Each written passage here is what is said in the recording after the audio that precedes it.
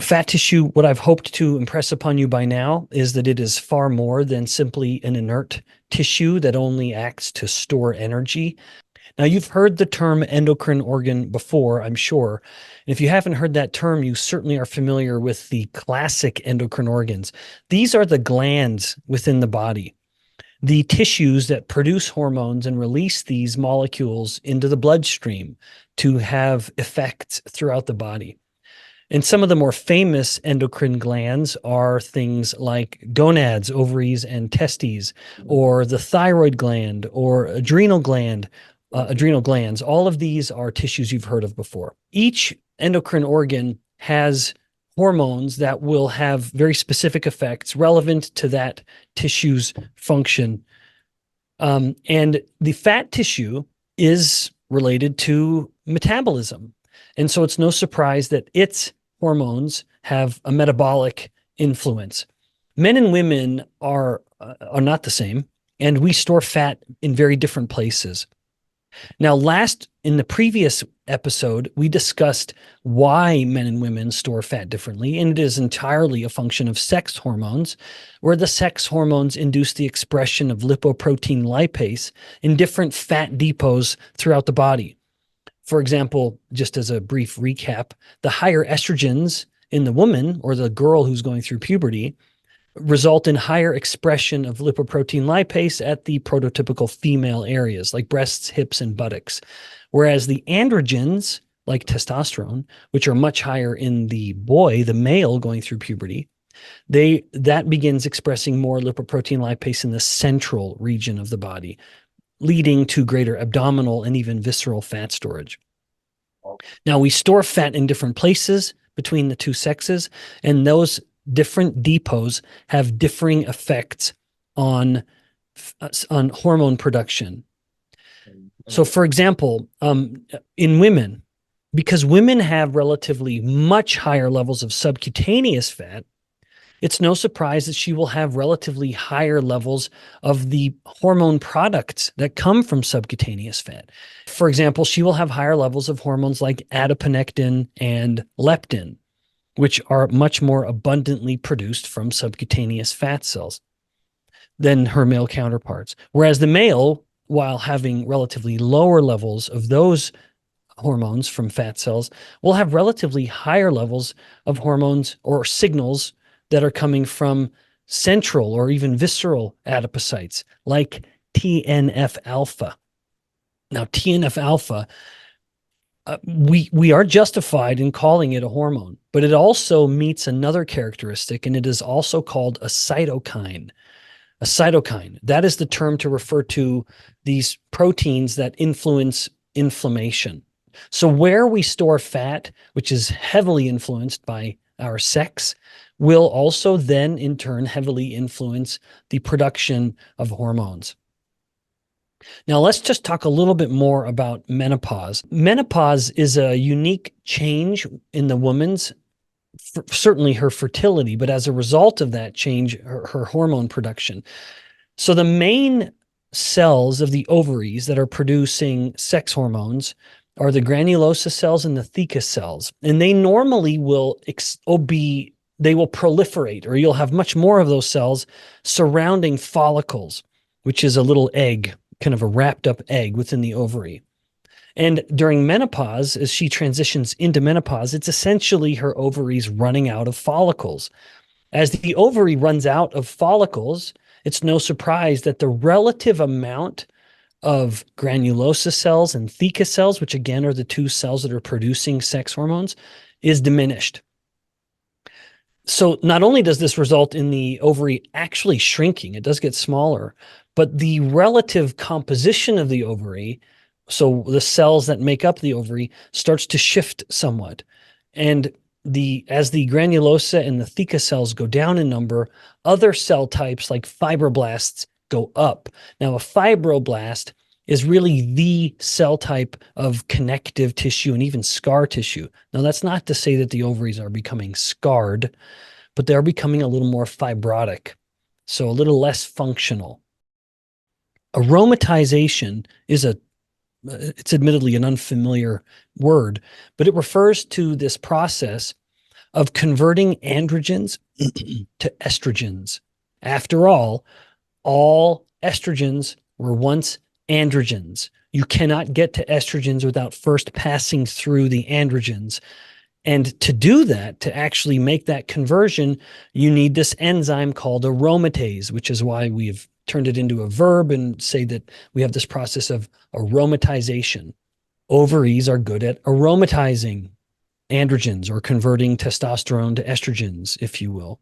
Now, as the theca cells and the granulosa cells are reduced in number with menopause, there's less androgen production and thus less aromatization happening in the ovaries. In this stage of her life, most of her androgens actually are now coming from her adrenal glands. So the adrenal glands become the primary source of androgens in her body. Now, still, they need to be converted to estrogens. And this is where the fat tissue comes in. Because in the postmenopausal woman, the fat tissue is the main source of estrogens.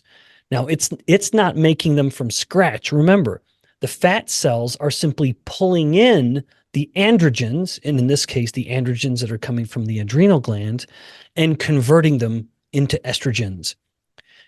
And then most of the androgens that are getting converted into estrogens are doing so in the fat cells rather than the ovaries where it used to happen. So her fat cells in the female with menopause are very, very important in this process. This just to remind you, the overall topic is us talking about the endocrinology of adipose tissue. And here it is very, very relevant because the adipose becomes the primary source of estrogens in the postmenopausal body. So generally, and you can take this to the bank, it's pretty reliable. Any of the hormones that are coming from the subcutaneous fat are going to be good hormones, metabolically favorable.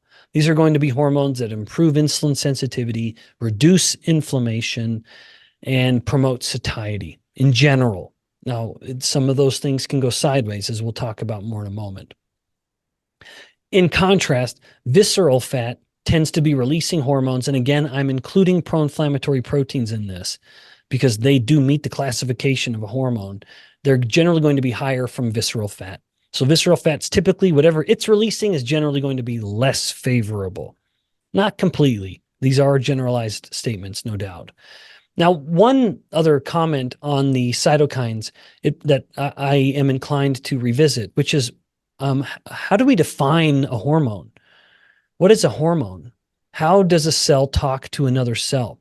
Well, there are different ways, but if a hormone is released in the blood, if there's a molecule that one cell releases into the blood, and then this molecule flows through the blood, and then has an effect at a cell that is somewhere else in the body, that is an endocrine signal.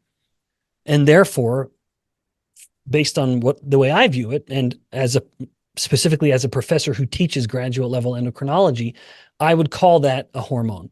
Even though in the case of some of these, one in particular that we're going to discuss, it's also called a cytokine because cytokines are the terms, it was the title given to these molecules that will activate immune processes, but it's still a hormone.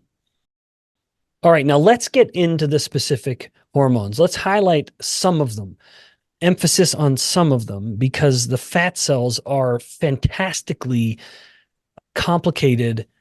That's not the right word. They are fantastically involved endocrine glands. So they secrete a lot, dozens of hormones.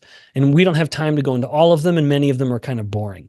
So I wanted to just highlight the 6 or so most compelling and the ones you might be familiar with and or the ones I think you should be familiar with. All right, the first hormone from fat cells is probably the most famous. To my knowledge, it was in fact the first discovered hormone, namely leptin, from the Greek word leptos, which means thin. Now, the story behind leptin is actually quite interesting, and let me, just for kicks, elaborate on it, although I wasn't planning on doing this. It's just so interesting. So leptin was discovered in this very large mouse colony housed within a lab. This was a lab on the East Coast at a university, and they found that some of the animals were really, really fat, and they were insatiable with their appetite. They would not only eat all the food you gave them, they would also be nibbling on the pellets, the wood. They would eat their own waste. They were just insatiable, and they would become these fantastically chubby little mice. When they dove into this a little more, they found that there was a particular hormone that was expressed differently in these animals. Indeed, these animals appeared to have little or none of it. And that was what they called leptin. Now, the story ends up getting a little more complicated, including they, of course, patent this. They start producing it. A drug company buys the rights and begins going through clinical trials to test the efficacy of leptin at mitigating human obesity. And it just totally crashes and burns for reasons that we're going to get into now. Why is it that treating an overweight person with leptin doesn't help? It's because they already have a lot of it. And so let's talk about leptin. So leptin's most famous effect is to suppress appetite or to promote satiety by acting centrally in the brain, in the hypothalamus. But it goes beyond that. Most people, even highly educated people, don't know that leptin actually has systemic effects. It increases fatty acid oxidation. It increases mitochondrial biogenesis in the muscle. So it promotes insulin sensitivity. So the leptin has many more effects than just the central effect on satiety that are all very relevant. A totally unappreciated effect of leptin is how completely essential it is to tell the hypothalamus to create the first hormone called gonadotropin releasing hormone to tell the pituitary gland, which in turn will tell the gonads when it's time to actually be fertile. So it is leptin that explains why, in particular, a young woman or even an older woman who's too thin, who doesn't have enough fat tissue, that they will not be fertile. They will not ovulate and have no menstrual cycle. So again, this is why if someone gets too skinny, especially a young woman who's more sensitive to leptin and needs it more, they will not ovulate. They will not menstruate. They will have no menstruation, no menstrual cycle if there's not enough leptin. So as much as we talk about leptin in the context of metabolism, we could also talk about it completely in the context of fertility, because no leptin means no fertility. And let's just pause for a moment and appreciate how genius this is. Yes. Leptin is a signal that comes from the fat tissue.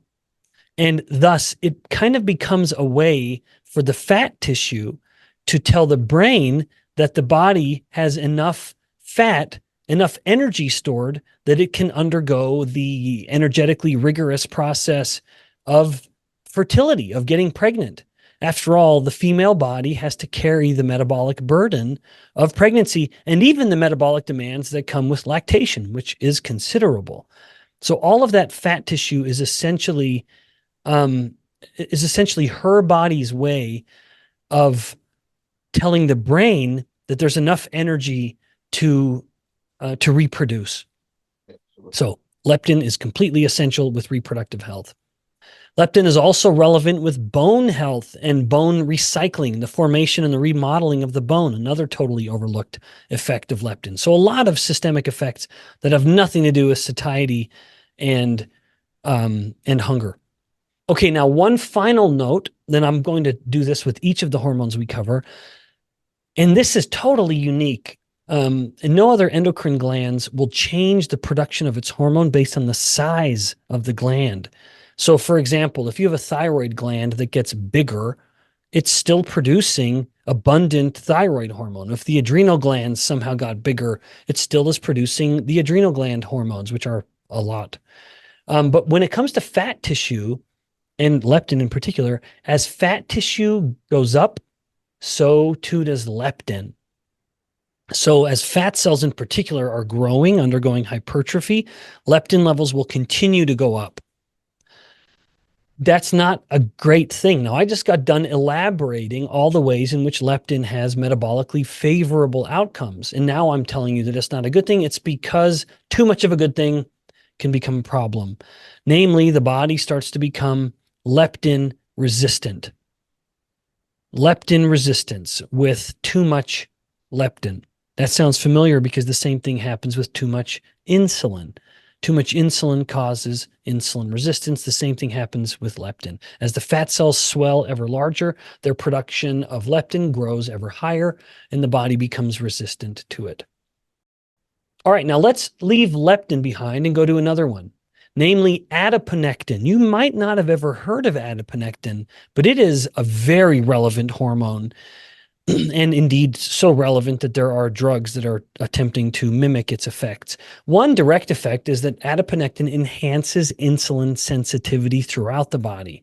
So if you have an insulin-resistant tissue, adiponectin starts to reverse that.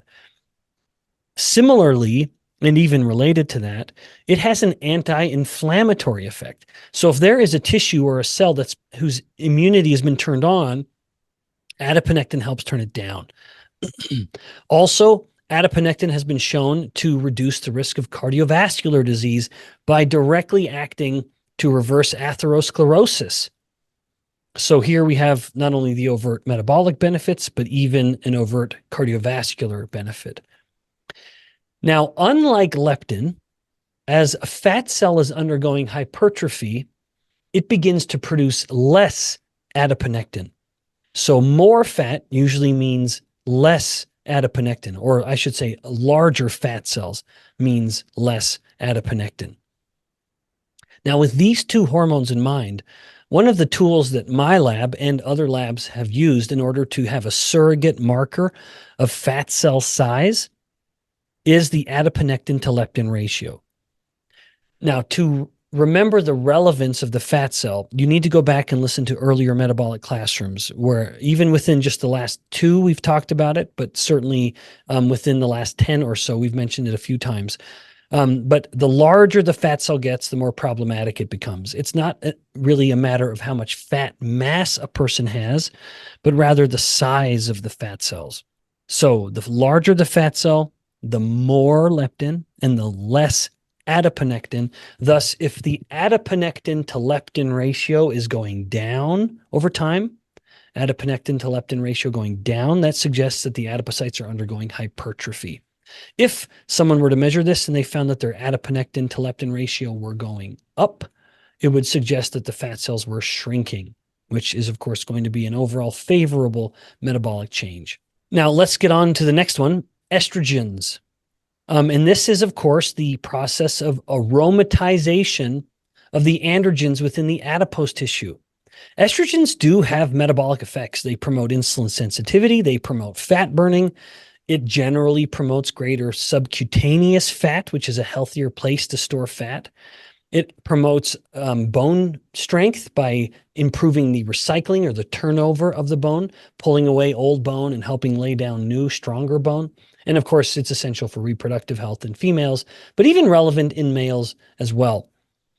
Now, as I noted earlier, the fat cells in this aromatization becomes absolutely essential in the postmenopausal woman, but it's also relevant even premenopausal. But in the premenopausal woman, her relatively higher levels of estrogens mean that the woman generally will have smaller but more abundant cells. And so the aromatization is relatively modest because it is as a cell undergoes hypertrophy that its aromatization capacity starts to increase. Now, this becomes very relevant in men because in men who start to gain more weight, they generally will gain more weight through hypertrophy. And so in the man, he can start to have substantial estrogen production from his fat tissue. It's as if his larger fat cells are behaving like ovaries and aromatizing the androgens, converting them into estrogens. This is why some men, as they gain fat, may start to store fat in more prototypical female areas, including breasts. Now, this is not to say that he is able to nurse a baby. No, that is a much more complicated process. But he's storing fat in a way that looks like he's developing breasts. That's a condition called gynecomastia. So it looks like he's developing breast, and he's not developing breast tissue. He's just storing his fat in that area. making it look like he is. All right, let's go to another one that I've mentioned a couple times. This is TNF alpha, tumor necrosis factor alpha. It is one of the most famous cytokines. You've probably heard of C-reactive protein, or CRP. That's probably a little more famous, but TNF alpha is a close second, particularly in the research realm. It's not commonly measured in clinical settings, but we rely on it a lot as a signal of inflammation. TNF alpha directly causes insulin resistance. In fact, this is why in the past you've heard me talk about inflammation as a primary cause of insulin resistance. It's because things like TNF alpha can just come to a cell and cause that cell to become insulin resistant. Now, beyond the insulin resistance is just the effects of chronic inflammation, like promoting atherosclerosis and heart disease. So there are more consequences with this. Now, think for a moment. Given everything I've just described, how do you think TNF-alpha levels are affected by adipocyte hypertrophy? Does the swelling adipocyte create more TNF-alpha or less? Yes, it creates more. I'm sure that's what you were thinking, and full marks for you. So as the adipocyte swells, so too does TNF-alpha production. It goes up accordingly, promoting more insulin resistance and promoting more inflammation. So this next one that I'll be brief with is also a cytokine, but it's also a hormone because it flows from one cell type and impacts another through the blood, but it's also a clotting factor. And that by clotting, I mean clotting, a blood clot. And this molecule, this hormone, is called plasminogen activator inhibitor 1. Isn't that a mouthful? It's such a mouthful that we will just say PAI1. And if you want to look it up, you can just type in PAI1 and you'll get all the hits you want. So PAI1 will directly promote the formation of clots. Well, it actually prevents the breakdown of clots, because it's one thing to form a clot, but we have in place mechanisms to get rid of the clot. Through a normal process, because sometimes we want a clot. Sometimes we want to stop blood from leaking out of a blood vessel if it's a bruise or a cut or whatever. But we need to be able to break those clots down. PAI1 stops the breakdown of the clot. And thus, someone with more PAI1 will have a greater tendency to form clots. And this could very much be at the heart of why people who are overweight or obese have a much higher risk of heart disease, mortality, or complications. Because if you're just forming more clots, you're going to have a much easier time developing a stroke or an infarction or heart attack. Now, I'm sure you've already come to this conclusion, but just to confirm it and put a fine point on it, the larger the fat cell gets, the more PAI1 levels go up. Okay, the last one. Some of you more astute students in the metabolic classroom have been wondering about the other fat depot that I've not mentioned yet today. We've talked about subcutaneous fat. We've talked about visceral fat. Can you remember the other one? Brown fat. So brown adipose tissue is a unique fat type. And yes, even it is involved in the endocrinology of adipose tissue, producing several hormones. I only want to mention one, and that is triiodothyronine. Now, do you hear something familiar? It is a long, multi-syllabic hormone, triiodothyronine. This is the active form of thyroid hormone, also called T3. T3 is heavily produced from brown adipose tissue, but not all the time. Now, let me just explain this in a little bit of detail. You're, of course, very familiar with the thyroid gland. Thyroid hormone is one of the most important signals in the body for setting metabolic rate and overall metabolic health. Higher thyroid hormone within reason generally is going to be a metabolically favorable scenario. Now, please emphasis italicized within reason. If it goes too high, it just becomes purely harmful, purely pathogenic. But on average, people who have slightly higher levels within a physiological range with T3 will be a little leaner and less more resistant to things like weight gain and diabetes and insulin resistance. Now, the thyroid gland produces a relatively modest amount of T3. It produces relatively more amounts of the inactive form called thyroxine, which is T4. And then T4 will have one of the iodine molecules stripped off of it as it moves into various tissues throughout the body. So the thyroid gland releases T4. Tissues throughout the body will pull in the T4 and release it as T3. And so the whole body is sort of helping in this process of actually creating T3. And when brown adipose tissue is turned on, like through cold therapy or through a little bit of caffeine or through exercise, when brown adipose tissue is turned on, it becomes the highest producer of T3.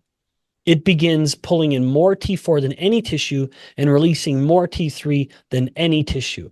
And this, of course, this is a potent activator of metabolic rates. So therefore, cold exposure is not only stimulating brown adipose tissue to burn more calories and produce heat, but it also enhances the local production of T3 or the conversion of T4 into T3, making something like cold immersion one of the most potent stimuli for increasing thyroid hormone, active thyroid hormone production. And then that T3 not only further stimulates the brown adipose tissue itself through a process that we commonly refer to as an autocrine effect. So autocrine is when a cell produces a hormone that stimulates itself. But then there is, of course, the endocrine effect, which is when the brown adipose is just releasing the thyroid hormone into general circulation. I know cold therapy is uncomfortable. Believe me, I know. As much as I've done it in the past, I still just shudder to actually get in that bath and shiver.